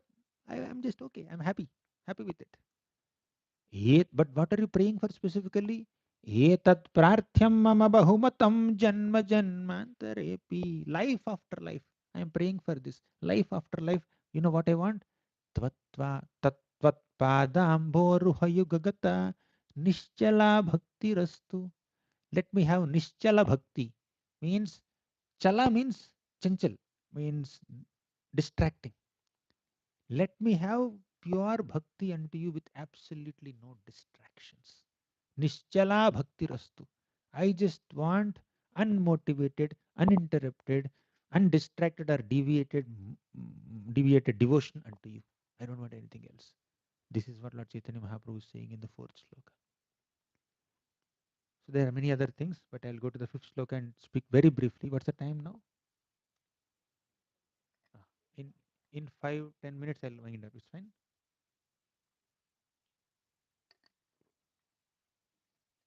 At least we'll complete the sadhana part of Sikshashtakam. So this shloka, in this shloka, Lord Chaitanya Mahaprabhu presents his deep longing to attain the Swarupa. Of course, Mahaprabhu is Supreme Lord himself, but he's teaching us how a sadhaka should aspire to attain one's own original constitutional position as servant of Krishna. Who are we? Ainanda tanuja kinkaram patitam mam vishame bhavam bhudav. Kripaya tavapada pankaja sthita dhuli sadrisham vichintaya. So we have two states of existence. One is conditioned existence, second is constitutional existence. So constitutionally, we are servants of Krishna. Ai Nanda Tanuja Kinkaram, being a servant of the son of Nanda Maharaj, is our original, eternal, constitutional position on the spiritual plane. But there is a conditioned existence, conditioned state. What is that? Patitam mam vishame bhavam bhutav. We have fallen into this bhavam bhudi, into this material existence because of our material desires and material activities. So there are the two existences. How to make a transition from this conditioned existence uh, to constitutional existence? By bhakti. The whole process of bhakti. Last two slokas decided and describe that. Right. The constitutional state is to be a blissful servant of Krishna. The bliss available in the conception or emotion of being a servant of Krishna is nowhere else, even in Brahmananda. Right? Like you see, Krishna Dasa Abhimane ye Ananda Sindhu Koti Brahma Sukha He Tara Eka Bindu. The Abhiman or the conception or emotion of being a servant of Krishna will merge us in an ocean of bliss, spiritual bliss, that in comparison to that bliss, even an ocean of Brahmananda is useless. Even in comparison to a drop of that bhakti bliss, an ocean of Brahmananda is useless. Right? Dasya Bhava. Eka Krishna Sarvasiva Jagata Ishvara Arayata Sabha Tanra Tara Seva Kanuchara Keha Mane Keha na Mane Sabha Taradas. Some people, the meaning of the shloka is Krishna is the only Supreme Lord, only Bhagavan. Everyone else is Sevaka Anuchara, is either servant of Krishna or a companion of Krishna. Some people accept it, some people don't accept it. But the reality, but the fact is, we are all servants of Krishna. That's what is established here. So the happiness of being a servant of Krishna, the bliss of being a servant of Krishna is our right in our constitutional position. but we are depriving ourselves of that right by being obsessed with so many other material uh, desires, right?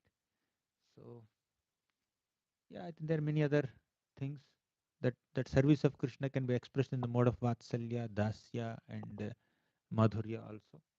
Mm. Yes, this one shloka, very popular shloka by Lord Chaitanya Mahaprabhu during the Rath Yatra, also emphasizes on this principle that we are Kinkara. Naham vipro na cha narapatirnapi vaishyo na shudro. Naham varani na cha grahapatirno vanastho yatirva. किंतु प्रोद्यन्निखिल परमानंद पूर्णामृताब्धेर गोपी भर्तु पद कमलयोर दास दासानुदासः. We are not Brahmanas or Kshatriyas or Vaishyas or Sudras. We are not Brahmacharis or Grihasthas or Vanaprasthas or Sannyasis. We are servants of the servants of the servants of the Master of Gopis, Krishna. Tvad bhritya paricharaka bhrityasya bhritya iti mam swara lokanath. Not just servant of servant, servant of the servant of the servant of the servant of the servant of the servant of the servant. 7 times Kulashekara Alvar uses the word servant in his shloka. So that's what gives us the greatest happiness, spiritual bliss. Even Vritrasur says, Aham hare tava padai kabula dasanudaso bhavitasmi bhuyah मनः स्मरेता सुपतेर गुणांस्ते गृणीत वाक्कर्म करोतु कायः. Aham hare tava padaika mula dasanadaso. Oh Lord, I am the servant of the servant of the servants of your lotus feet. And I want to utilize my body, mind, and words, everything in your service. That's my natural, eternal, constitutional position. Therefore, Mahaprabhu brings this Sikshashtakam, fifth sloka, to the point of making us agree that we are servants of Krishna. That's our constitutional position. In the first shloka, he described the 7 effects of Sri Krishna Sankirtanam. In the second shloka, he described the 3 qualities of Krishna's name. In the third shloka, he described 4 qualities that we need to acquire to be able to chant Krishna's names constantly. In the fourth shloka, he described 5 things that we need to avoid, 5 don'ts. Then in the fifth shloka, Krishna spoke 2 states of the soul, the conditioned state and the constitutional state, and agreeing that our constitutional, eternal identity servant of Krishna, we need to chant the holy names of the Lord. That's the sadhana, while cultivating this humility, tolerance, etc. How blissful. Then we'll, in that mood of servant, we can chant the names of the Lord better. Without the mood of being a servant of Krishna, our chanting cannot be effective. If we think we are masters or controllers or enjoyers, we cannot feelingly chant the names of the Lord in a mode of depending on the Lord. A servant is dependent on the master. A child is dependent on the parent. Similarly, a devotee is dependent on the Lord. When that feeling of dependence is not there, when the feeling of independence is there, we cannot release the holy name. What is the greatness of this Hare Krishna Mahamantra? Hare Krishna Mahamantra has how many Hares? 8 Hares. How many Krishnas? How many Rams? So 4 Ramas and 4 Krishnas together, 8 names of the Lord. 8 times Hare. This Hare is like the name of Srimati Radharani. We are addressing Srimati Radharani. So 8 times we are remembering Radharani, 8 times we are remembering the Lord Krishna in through his names Krishna and Rama. So Raghunath Das Goswami says, how sweet is this Hare Krishna Mahamantra? Radheti nama navasundara sidhumugdham Krishneti nama madhuradbhuta gadha dugdham Sarvakshanam surabhiraga himena ramyam Kritva tadaiva pibame rasanekshudarte. This comes in Radha Rasa Sudhanidhi also. So we are chanting Radha's name 8 times.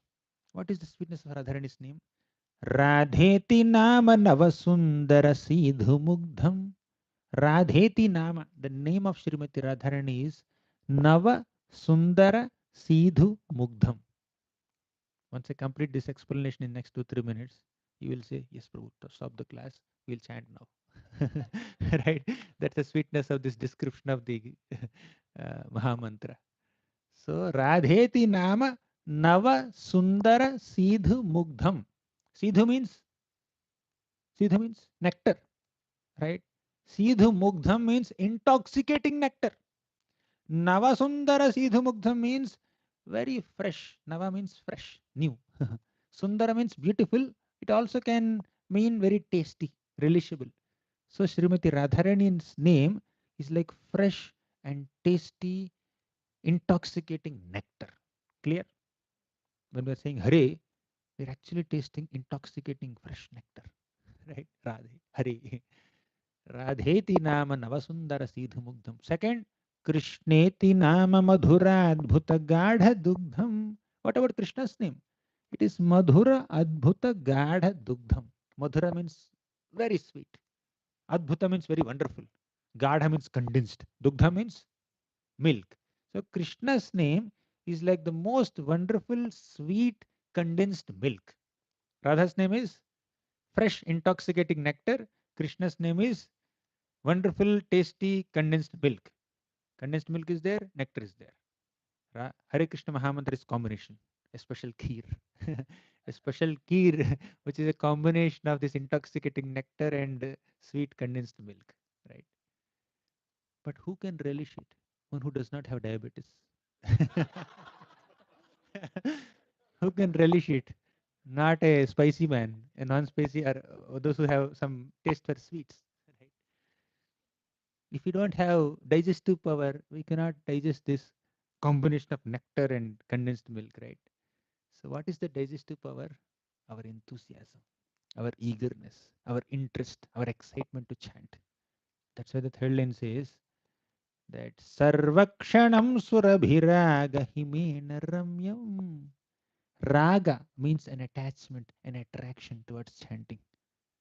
Sarvakshanam Surabhiraga Himya. Hima means ice, right? Ice. Uh, so Prabhupada says this kheer has to be taken in a cold condition, not very hot. When it's cold, when it's cool, it is very tasty. So to cool down this special kheer, which is a combination of Radha's name and Krishna's name, we have to add some ice, and that ice is our enthusiasm, our eagerness, our interest, our love, our attraction to chant the names of uh, the Supreme Lord in the form of Hare Krishna Mahamantra. Kritva tadaiva pibame rasanekshudarte. If you are very thirsty, if your tongue is hankering for tasting something or drinking something which is nectarian to quench your thirst, better drink the combination of this nectarian uh, name of Radha and Krishna's name, which is as good as condensed milk. Then our spiritual thirst will be satisfied, right? So Hare Krishna Mahamantra is the greatest gift that Lord Chaitanya Mahaprabhu has ever given us, as the Parampara has ever given us, as Prabhupada has given us. So all we need to do is reciprocate with their attempt, reciprocate with their compassion, and receive it with eagerness and chant, while upholding all the principles that we have been discussing last 3 days. I said this, I have been explaining this, but I myself am trying to hear what I'm speaking and aspiring to put this into practice. For that, I need your blessings. We are aware of these truths by the blessings of Bhaktivinoda Thakur, Bhakti Siddhanta Saraswati Thakur, and Srila Prabhupada and Lord Chaitanya Mahaprabhu. Ultimately, we we are given the wealth of these 8 verses of Sikshashtakam and the greatness of holy name, greatness of bhakti, what are the do's and what are the don'ts. But to be able to implement this, we need to be determined, we need to enthuse each other, we need to remind each other, and I beg for your prayers and blessings so that I'll be able to put this in practice. And together, let us enthuse each other to put all these 5 shlokas in practice so that we experience what is described in the 6th, 7th, and 8th shlokas. Nayanam galadhashrudharaya. Now it's not happening, right? Vadanam gadgadarudhayagara. It may not happen now. But first 5 shlokas, if we imbibe nicely, then we'll experience the symptoms described in the 6th and 7th and 8th shlokas. They are on the level of bhava and prema. These 5 are on the level of sadhana. So we discussed only sadhana level at this moment. Thank you very much. Sri Chaitanya Sikshashtakam ki jai, Srila Prabhupada ki jai.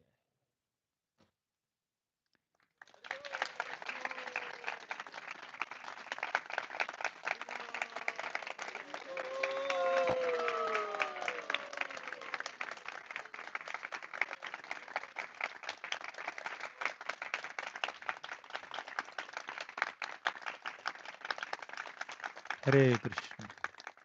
Thank you very much for your kind attention. If there are any mistakes or inaccuracies in my presentation, kindly forgive me. And if any inconvenience is caused from my side, please forgive me. Just need your blessings for my continued service in proper consciousness. We may not take any questions because it's late. If you want, you can have some questions, up to you. Any questions or comments? Yes, Matas. Officially, we'll conclude. Those who are getting delayed, it's a working day, you can please proceed. I thank all of you for coming in big numbers, even on working days, yesterday, today. Yeah, Hare questions. Krishna Prabhuji ప్రణామాలు ప్రభుజీ ప్రభుజీ ఇప్పుడు family ఉన్నారు కదా ఫ్యామిలీలోనే ఇంకా devotee రావట్లేరు మరి నేను వాళ్ళతో ఎట్లా మెదులుకోవాలి మా పిల్లలే కదా వాళ్ళని ఎట్లా భక్తిలోకి తేవాలి Sure, నే families, devotees, no? ఇంక ఇద్దరు ఉన్నారు ప్రభుజీ కొడుకులు Pray for them. Pray for them. She's saying like part of our family is already devotees, but other part is not yet. How should I bring them to bhakti? I said, please pray and encourage them to associate with them. It will happen. By your blessings, it will happen. Hare Krishna. Anything else? నేను వాళ్ళతో ఎట్లా మెదులుకోవాలి మరి వాళ్ళ దగ్గరికి వెళ్తే చేస్తే మరి వాళ్ళని నేను భక్తిలోకి ఎట్లా తీసుకురావాలని నాకు Yeah, same question. నేను పోతే కూడా వాళ్ళ దగ్గర ఎట్లా మెదులుకోవాలి Prabhuji You focus on your bhakti. Seeing them, they will get inspired, hopefully. We need not compromise on our bhakti just because they are not taking an interest in bhakti. But as far as your dealings are concerned, be kind, be compassionate. When we see someone who is not practicing bhakti, our heart should not be should not be immersed in a feeling of dvesha, but it should be immersed in a feeling of daya. Daya. We should not hate people who are not practicing bhakti. We should be compassionate towards them as much as possible. If they are accepting, that's great.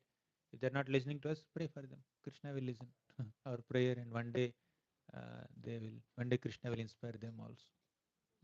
భార్య భర్తల కూడా ఇప్పుడు నేను భక్తి ప్రభు కొంచెం తక్కువ ప్రభు నన్ను కోపం వచ్చి ఏమన్నా అంటే కూడా మరి మళ్ళీ ప్రభుకి ఏమన్నా ఎఫెక్ట్ అట్లాంటి నేనంటే అది ఉంటుందా You just Prabhu pray for them. భార్య Don't worry భర్తల so much. మధ్యన Just pray for them. అపరాధము అలా జరుగుతుందా Don't worry about it. Just pray for those who are not practicing bhakti. Don't complicate. Just leave it there. Yes, Prabhu. Oh, many questions. You don't have office tomorrow. Hare Krishna, Prabhu. Thank you for the nice class. Prabhu, you mentioned the example of Yayati, of how he was at a stage in life where he was very much entangled in sense gratification. And then later on, subsequently, he practiced bhakti and he became a devotee. But we also hear in the Bhagavad Gita that when he goes through that whole cycle of lust and anger and everything, they go completely down. So what was it that It's not like a irreversible cycle. It can degrade a person so much, but there is always a possibility of receiving mercy of the Lord. When some devotee shows mercy, when the Lord Himself shows mercy, when we ourselves realize by our own proper introspection and using little common sense, we can always come back to normal. That's why soul is always pure. However degraded the soul may be, the soul can always be reinstated in one's original constitutional position as servant of Krishna. However degraded the soul may be, as degraded as Jagai or Madai or Hiranyaksha or Hiranyakashipu, they can always be reinstated back in the original position as devotees of Krishna.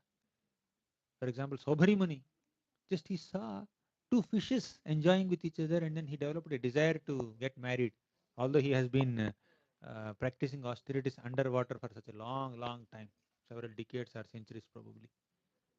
But later he realized, oh, what am I doing here? I was one, later I became 51, then I became 5001. Right? He married 50 wives, and each wife had 100 sons. So 5,000 of them, 5,051. He was alone, one. He became a family head of 5,050 people. So he became very introspective. Then he took shelter of Krishna. And he, along with his wife, went back to Godhead. Right? Yes. Next question. Yeah. Hare,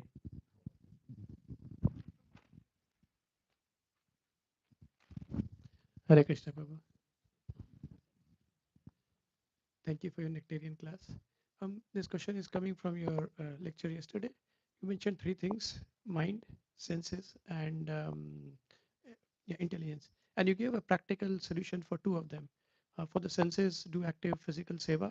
For the intelligence, read something philosophical, for example, to quieten your minds. But for the Sparanatma part, for the mind, you didn't really spell out something. And look like from the last part of your lecture, it would be that like Radha's sweet name and chanting properly and things like that, going deep into it would probably be the answer. And also the nectarian books by Acharyas may be the answer. But I want to confirm. What's the advice practice to develop that part? The Sparan part. Chanting, Prabhu. Chanting. Chanting is the way. Sincerely chanting is the way to develop that emotional bonding towards Krishna. And also, it's not that we have no emotion at all. Even in sadhaka level, we have some little bhava.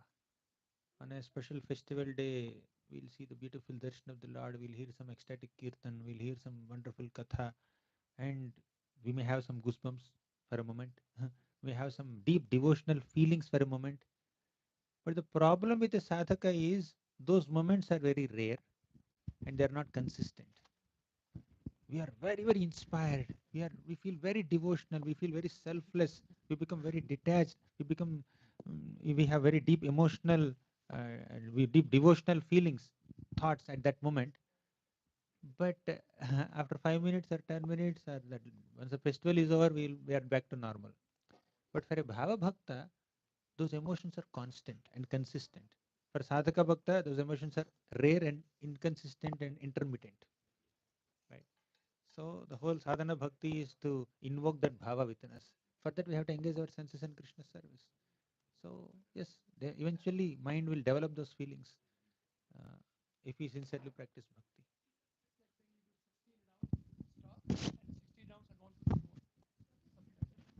Not only more in terms of number Yeah. or quantity, but Yes. quality. Quality. Yeah. Quality of feeling, quality of consciousness, quality of absorption, quality of emotion will increase. Supposed to increase. Got it. Thanks a lot. Hare Krishna. This Prabhu wanted. Hare Krishna, Prabhuji. Uh, Prabhu, oh, yes, Prabhu. how do we not become attached to the attention that you get from our service? Our Guru Maharaj often quotes, even a pauper is proud of his penny. You mentioned giving the credit to Guru and Krishna. In my mind, sometimes I try to do that, sometimes I mean it. But what exactly do we have to do genuinely? I mean, we all know karta miti manyata. I mean, I'm not the doer, but at least for me, it's at a theoretical level sometimes. How do I not bask in whatever little appreciation I get?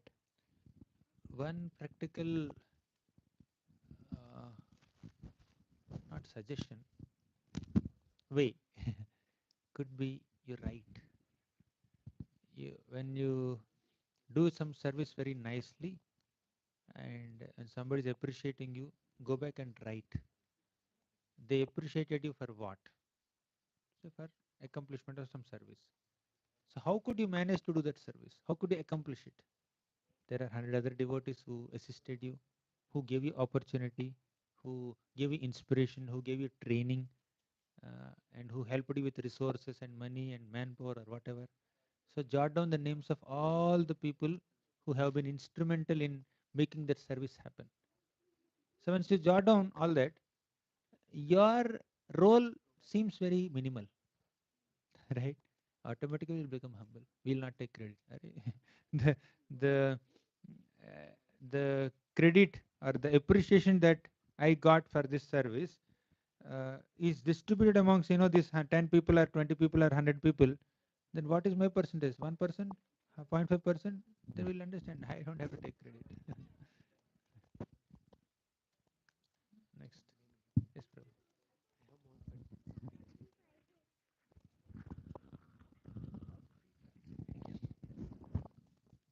So, when we are in bhakti, right, we are climbing the steps, right? So, I mean, let's say like we are somewhere in the midway.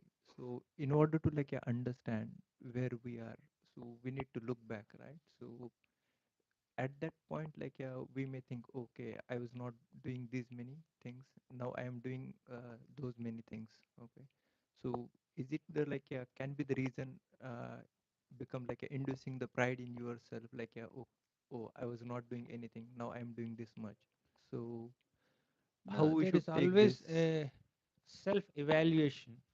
Earlier we were not doing any service, but now we are able to do some service by Krishna's grace. Be grateful to those people who gave you that opportunity to serve. At the same time, you can have some self-evaluation. I was not doing, at least there's some improvement. That improvement should not induce pride in us, but that improvement should encourage us to improve more. Let me improve more myself. I came to this level. Earlier I was chanting only 4 rounds. Now I'm chanting 8 rounds. Let me make it 12. Let me make it 16. Let me chant few extra. There is, instead of being proud of the advancement we have made, be humble that we need to make a lot more advancement. There's something more remaining. But feel encouraged that, oh, I managed to come to this point by Krishna's grace. I will continue also. Right? If you could do something, you should feel encouraged that I can do more. Okay. Thank you. Thank you. So we'll conclude here. One more question. Yeah. Maybe we can connect one to one, bro. Or you can ask last question. Hare Krishna Prabhuji. Thank you very much for the nectar over the last few days. Every time you come here, you not only bring us so many deep philosophical points to think about, but your example is also very nice. Whatever you speak is live example is available. So we're very grateful for that. I have a long way to go. Yeah. So I have one question, Prabhuji. You during the class today, you mentioned about something about sense gratification and how the mind is absorbed in the sense objects, and we must stop sense gratification immediately and not put more ghee in the fire. But we also, I mean, on a practical basis, this seems very difficult. And we also hear yuktahara viharasya. We must regulate sense gratification, we are told. Uh, so should we uh, regulate and slowly reduce, or should we say Abruptly stop. yes? Gradual reduction is correct. Somebody is smoking 10 cigarettes in a day. You can tell from tomorrow make it 9. After a week make it 8. After a month make it 6. In 2 months make it 2. In 3 months completely stop it. That's a good plan. Because when we make big leaps or big jumps, when we immediately want to come to a very high standard, it may not be possible. Some people may do that also, but it may not be very much possible, practically speaking. Somebody who has a habit of getting up at 8 o'clock in the morning, okay, ask them to wake up at 7 o'clock. After some time, let them come to 6. Then one day, after several months, they may come for Mangalarti. Right? So even if you abruptly jump to a high standard, we may not be able to maintain that standard for a long time. So gradually, let's improve. Thank you very much. I'm grateful to all of you for your kind attention. I'm especially grateful for all the love and affection that I'm receiving from this community, especially Achit Kumar Prabhu who hosted. He's very careful. Yesterday he got this. Now he got this cap. Yesterday he got some sweater and then cap. He's very attentive to the needs. He's checking whether water is there or not. Uh, so this kind of attention to minute details is an expression of love. I don't deserve that love, but I'm very grateful for receiving that love. Thank you. Hare Krishna.